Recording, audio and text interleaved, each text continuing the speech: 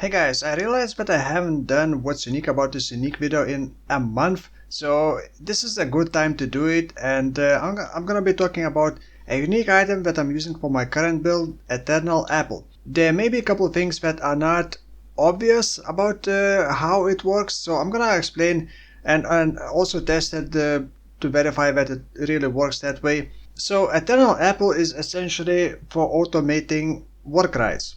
Now, it is a bit confusing wording the trigger part. The trigger a socketed Warcry skill on losing endurance charges with a 0.25 second cooldown. There are some other mechanics that sound similar, the wording like the focus helmet for example, which sounds like you should be able to trigger Warcries in sequence with just like one trigger, but it doesn't work like that. It actually, the cooldown is just to prevent you from triggering it more often than that. You still need to lose endurance charges 3 times to trigger free Warcries if you have free Warcries in the Apple Shield. Then the Apple Shield also has lose all endurance charges on reaching maximum endurance charges, but you also can unblock, and it also gives increased Warcry cooldown recovery rate. So like in general, the main way of doing this is basically gaining endurance charges and losing endurance charges. Actually, there is one thing that I did not test myself, but I think it shouldn't work.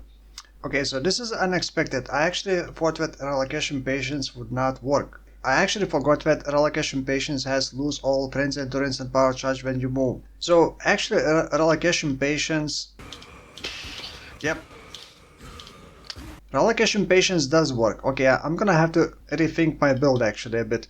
This is one way of quickly losing and gaining endurance charges with relocation patience. As soon as you stand still, you gain minimum charges, but as soon as you move, you lose all the charges. So then it triggers Warcries on rotation. So actually I can even put it rallying cry and then this thing.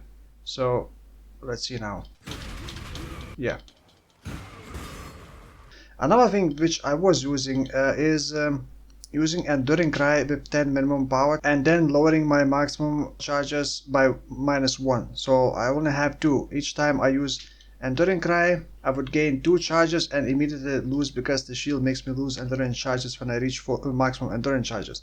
And that would also trigger another Warcry. You can actually lower maximum endurance charges by using Fragility Jewel, or you can also gain minimum endurance charges by crafting, bench crafting on a ring, which I'm probably going to be doing later on. Another thing how to cycle is Enduring Composure. Enduring Composure says gain 1 endurance charge every second if you have been hit recently. Have been hit recently can be also automated by using like a trauma support or bone shatter, or using with slam skills Echoes of Creation, which does damage to you each time you kind of attack. So you can also automate that, but that is only 1 per second. However, you can still combine both things, or you can actually have only like 1 maximum endurance charge by using 2 jewels or getting 1 minimum. That way every 1 second you would cycle the shield automatically. And this does last for 4 seconds. You would cycle the shield 4 times. Now I also want to talk about things that don't work, which may not be too obvious. For example, using Call to Arms will share cooldowns with all the Warcries. You would only take this if you manually cast something. In my case, I'm actually casting Enduring Cry. It would share the cooldown with all the Warcries and pretty much just break the shield completely. So you don't want Call to Arms. Another thing that doesn't work with the shield is Warcry Mastery. Recover 15% of life when you use a Warcry. When you use means when you manually use it. If it's triggered, it is triggered. It's not you using it. The Warcries in the shield will not trigger this. You will not recover 15% per Warcry. Only per Warcry that you cast manually. And by the way, you cannot trigger Warcries with like casting damage taken or things like that. Another thing is Admonisher. 15% increased damage for each time you have Warcry recently. This also implies that you have to manually use Warcries. Triggered Warcries will not work with this. They will not get extra 15% increased damage. However, with this build that I'm doing, I will still be Warcrying 3 times over those 4 seconds. This will still give me a 45% increased damage, which is still good, and you do want increased Warcry speed if you are manually casting a Warcry. Next thing is 10% increased melee damage for each second you have been affected by a Warcry buff. Actually, I haven't tested this, but this should work, because this only requires you to be affected by Warcries. If you have a build that constantly keeps rotating Warcries, this should just straight up be a 60% increased melee damage. Another thing that actually is not working, and I expected it to be working, is the Warcries have a minimum of 10 power, combined with the increased total power counted by Warcries. I have 60% increased total power counted by Warcries, which technically should mean that I always get 16 minimum power. But it doesn't work. I tested with the rage generation and I always was getting 20 rage rather than, well, more. I did expect to get more, and if it did work, and I don't see why it doesn't work like this, why it has to not count the minimum powers, but I expected to just be able to get 3 endurance charges, because 10 minimum power plus 60% total power counted would be 15, and I am getting 1 endurance charge per 5 power. So I should be getting 3 endurance charges, but I'm getting 2. And like I said, rage generation as well with the Warbringer. Warcries grant 10 rage per 5 power if you have less than 25 rage. I tested that with 60 increased total power and I was still getting only 20 rage, which confirms that the minimum power doesn't really scale with the increased total power. And just to confirm, Warbringer does work with the triggered Warcries from the shield. The shield was both generating and losing rage because of Warbringer. I guess I should also have talked at the start, why would you want to use Eternal Apple? Especially considering that Admonisher doesn't stack with the Eternal Apple, and Warcry Mastery for 15% recover life also doesn't work with Eternal Apple, so why would you want to use Eternal Apple?